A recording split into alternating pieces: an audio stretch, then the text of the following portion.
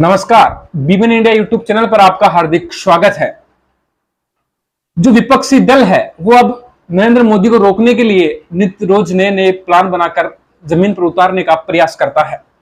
इसी को लेकर कल पटना में जो पूरा विपक्ष है वह मिलकर नरेंद्र मोदी और भाजपा को रोकने के लिए एकजुट हुए।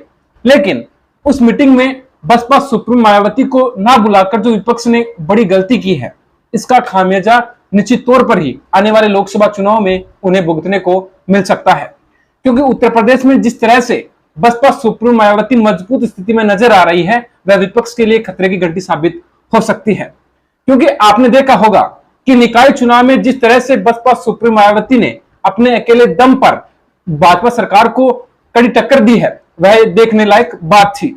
लेकिन अभी हमारी टीम को यह समझ में नहीं आ रहा है कि जो पूरा विपक्षी दल है वह किस कारण से मायावती को इग्नोर कर जो विपक्षी दल की मीटिंग थी उसमें नहीं बुलाया है। साथियों, आपको बता दें, जो आजाद समाज पार्टी के संस्थापक चंद्रशेखर आजाद हैं, उनको भी इस मीटिंग में इग्नोर किया गया था। तो क्या विपक्षी दल हैं वो अब बहुजन समाज के वोट बैंक को किनारे कर मोदी सरकार को चुनौती देना चाहते हैं?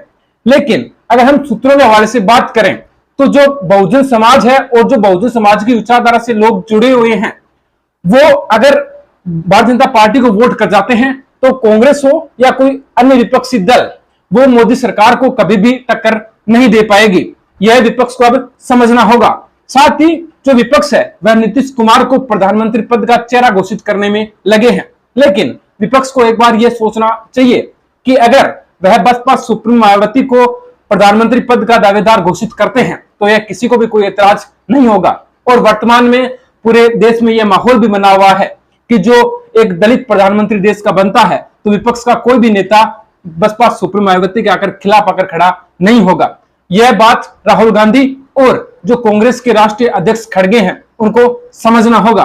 क्योंकि बिना बहुजन समाज के अगर आप मोदी सरकार को रोकना चाह रहे हैं तो यह आपकी सबसे बड़ी भूल होगी।